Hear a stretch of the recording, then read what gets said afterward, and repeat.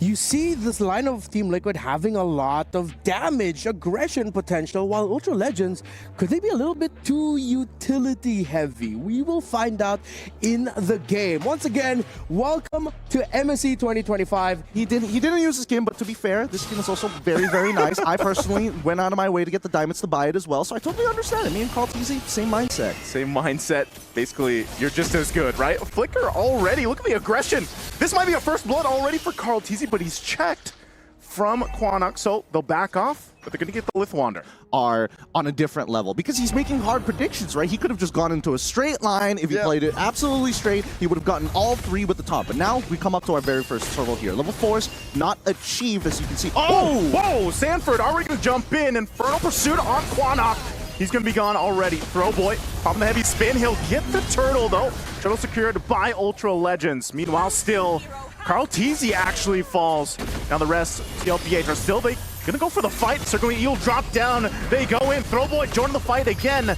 So tanky for Sanford, but Farrell joining the fight. Oheb rotated up as well. They're being outgunned here as Ultra Legends picks up a little bit of lead on that. Yeah, a bit of a bad fight here. Ultra Legends even calling over the Kimmy to almost ensure that they win that fight at the very end. The cleanup was very, very good. Dark Lord honestly played an extremely strong game here. Oh, but they find a trade back at least 2-2, the current score line. If they want to win on that top side, sure, but if we send enough people down to the bottom, we can hurt Oheb. Okay, second turtle of the game up. They're going to go in again with the taunt. They force out the circling eagle. Still going to be breaking it out, but Rice Crim already going to fall now. Sanford up in the front of it all. Dark Lord, though, goes in with the final slash. He finds Oheb, and Farrell will pick up a kill. Now Sanford has to flicker out. Ultra Legends going toe-to-toe here with Team Liquid. And they're doing a phenomenal job, right? A lot of battle spells burned from the side of Team Liquid. The tempo in favor of Ultra Legends. And despite everything that has happened in the early games to try and hurt the laners, it feels like Ultra Legends maintain this lead. So far, it's an ult-dependent game, right? Keep an eye on those green dots on the side because we're going to go in potentially for one more fight. I don't know if Carl wants to be anywhere close to this turtle right now. Yeah, we still got Oheb down at the bottom. Dark Lord's gonna flicker out. Carl's looking for a kill himself. We'll find Dark Lord, a revitalized pop from JP. They might reinitiate it. Sanford's up in the front of it all. Throwboy pops the heavy spin, though. Sanford in trouble, and Rice Crim still up. As coveted looks to get the kill, goes in, finally clears it out. JP jumps in, can't land the taunt, though, so he's whittled down at 1 HP. Turtle still for the taking, Oheb. Now part of the fight will force Ultra Legends back. So Team Liquid wanted that turtle. They fought for it. Again, they're not looking to go toe-to-toe in terms of, I will out-retry you. I just need to get a man advantage. Sanford can get into the middle of these fights, but this Matilda is a little too annoying. Quinnock, especially with the Fury of the Phoenix, on top of the heavy spin, there's just a lot of disengage from the side of Ultra Legends. The only other way to beat them is if you can chase them down. For Sanford and one for JP. They are the guys that we see, putting themselves in these fights as they have to. Couple shots for Rice Crim. Oheb looking for that. Go! Rice Crim 1 hit away! He'll actually survive it. Oh, so it looked close there. 3-level lead off of that initial fight. This is the Team Liquid that we know and love. Yeah, so they have, these small situations have compounded at this point. Up to a 3,000 gold lead. They're going to fight. Once again, the Feathered Airstrike drop down. They want to clear out this mid lane. Throwboy jumping into the fray. Pops the heavy spin, and once again, everyone thrown around. Throwboy's going to go down and jump into the turret from JP. He'll get the Unbreakable off, and Pharaoh goes down. Dark Lord takes the front of the damage as Oheb picks up a kill. They're going to pick up the turret in mid lane off of it. And now the experience for Team Liquid is starting to shine through. Ultra Legends are reacting too much to what Team Liquid is trying to do. Preemptively, right? They need to wait just a little bit longer. If they waited for a half second, they would understand that even Team Liquid, they're extremely hesitant, right? They saw what happened in that last fight. They reacted too much to it. And now with that 3-level lead, it's even clearer that Throwboy can't... Oh, hold on. Whoa, JP jumping into the turret. It's going to get stunned for the Fury of the Phoenix. Pops the Revitalize, but it will go down anyway. Sanji dropping down, covering fire with a Feathered Airstrike. And coveted goes in, cleans up a couple kills, gets a double. Does enough damage under the turret. They're under the tier 3. They don't care. Oheb goes in, gets a double himself. Team Liquid.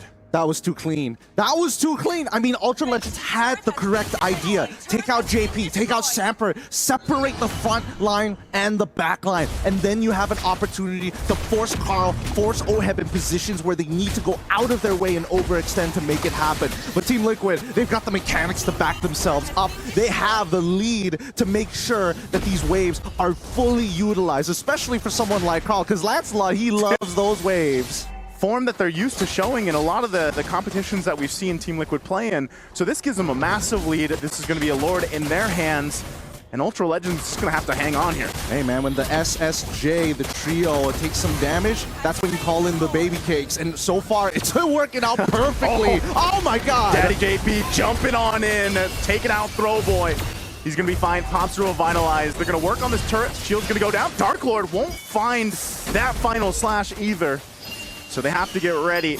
Even without the Lord, Team Liquid marching into the base, looking to end game one in a quick fashion. Top turret going to be worked on, and Ultra Legends will hold on for as long as they can. They know how to push up the pace. 12k gold lead. This is a checkmate scenario unless Ultra Legends can make it to 42. But every single time they walk out, that feathered airstrike reminds them you can't walk up.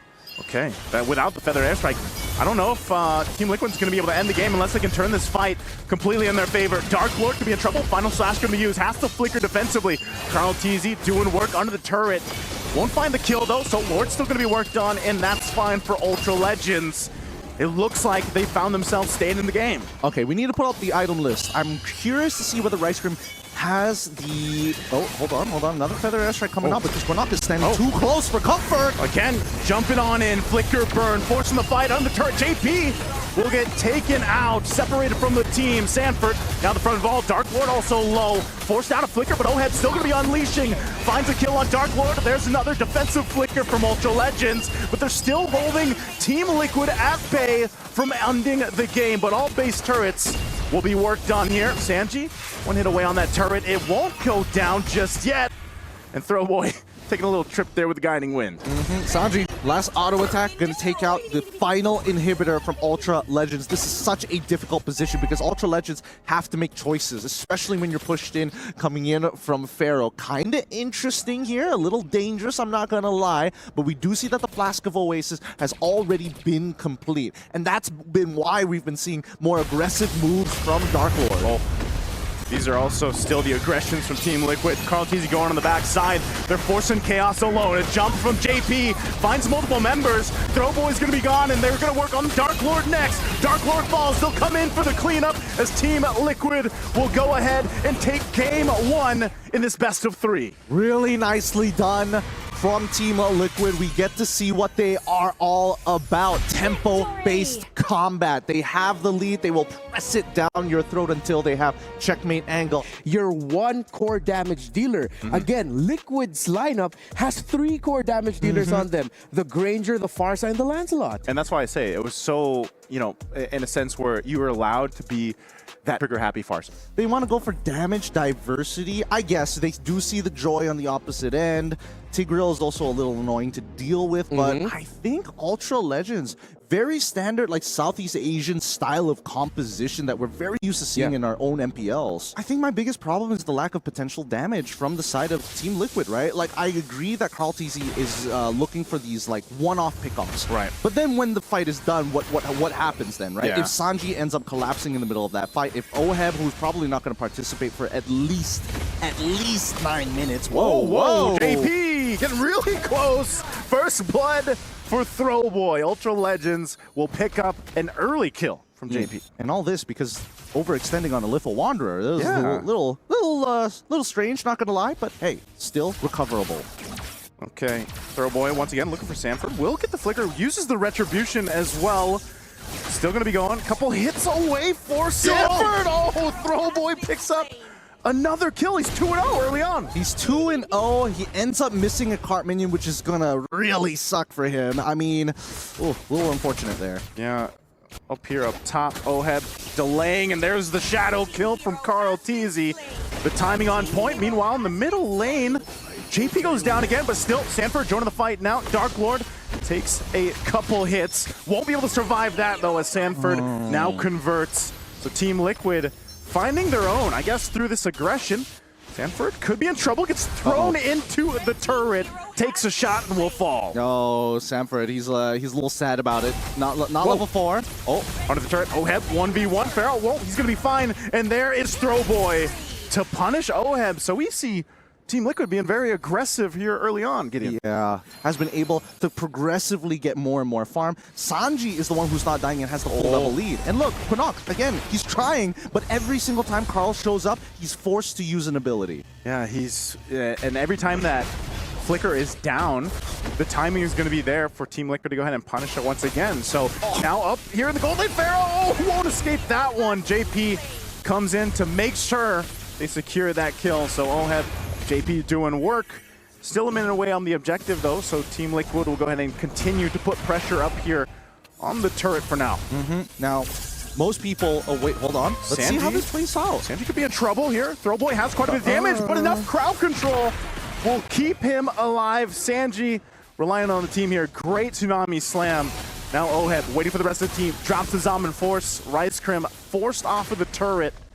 Farah here trying to keep it up together. They do. And people know their matchups here. Don't get me wrong. Sanford knows that he's basically not winning his matchup, and that's totally fine. Whoa! The smooth final slash into the mid lane.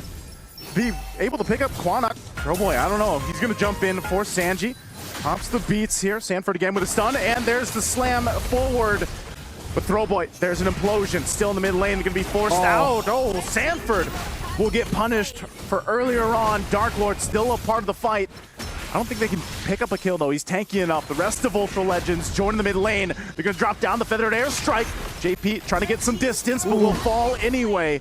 A good fight back from Ultra Legends. So very scrappy here. Really nicely played by Dark Lord. He was able to save his jungler by knocking up Sanji, so he wasn't able to get that final pickup onto Throwboy. Either way, just look at how this game is playing out, right? It's chaotic on purpose by design. Dropping the Zaman Force. A couple of the members. TLPH, final slash will find Quanok. Quanok won't be able to escape as he falls now. So they were making a way up here.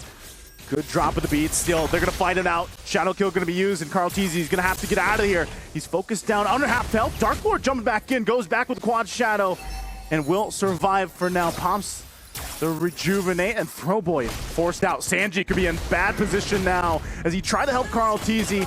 Still trying to bob and weave through it, but can't survive as Dark Lord will take him down under the tier 2.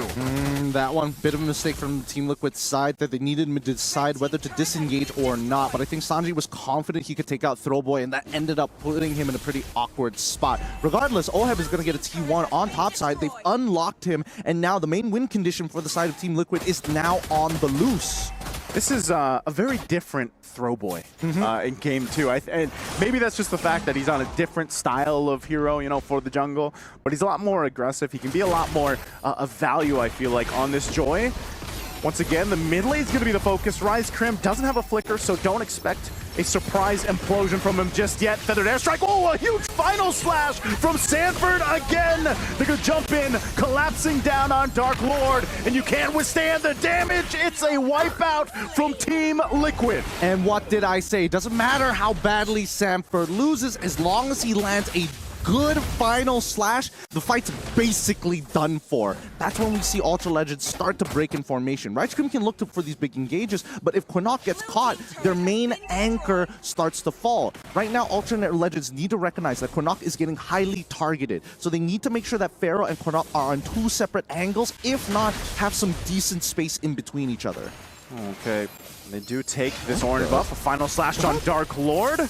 They're going to go on the retreat here. I'm not sure if this is where they want to fight, but Throwboy already quite low. Gets picked up by Carl. Carl pops the Shadow Kill under the turret. He's going to get Implosion and caught out, though. He won't escape that as Pharaoh picks up the kill, but they're going to force the fight under the tier 2 anyway. A stampede under the fight.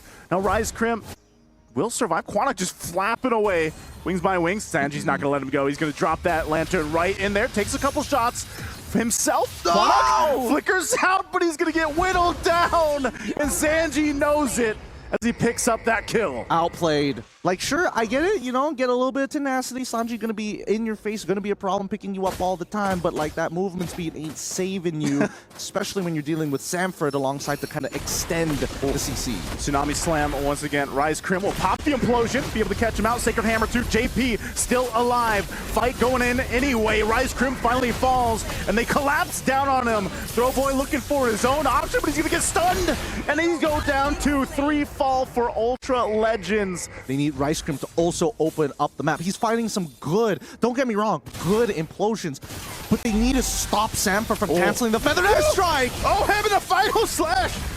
Again, under the tier 3, Team Liquid does it again in game 2. I mean, they're getting farmed at this point. Team Liquid, they've got their timings, and they know how to extend a lead. Ultra Legends need a mistake from Team Liquid if they want to bounce back. They need to catch Oheb somehow. They know that he doesn't have his Purify any longer, so with Rice Cream, Implosion plus Flicker, he has an opportunity to turn this around. A huge shutdown on Oheb could change the course of this game. Taken out so quickly here. Yeah, and Kornok finally getting the glowing wand. Conceal going to be used. Is he actually going to initiate this Feathered Airstrike use? And they go in. Tsunami Slam. Meanwhile, Throwboy going against Carl Teasy with a Shadow Kill. Carl Teasy gets that. Joins the fight. Farah's gone too. They're collapsing down under the turret. Rice Crim the only one left. But that's going to be it as Team Liquid will sweep the series. And it's a Maniac in day 1 for Oheb. The waves pushing on in as they go ahead and get together. And the stampede is true. A sweep for the series. Disgusting play coming in from Oheb. His mechanics really just showing like, hey, You know, the little message for Severo, and I like how we weren't just yapping here. Whatever we said is exactly what Oheb said as well. Yeah. Exactly what he felt about Ultra Legends. They were, again, there is a lot of potential. I like that he mentioned that too, because I think for a lot of people that maybe, again, this is their first time seeing Ultra Legends,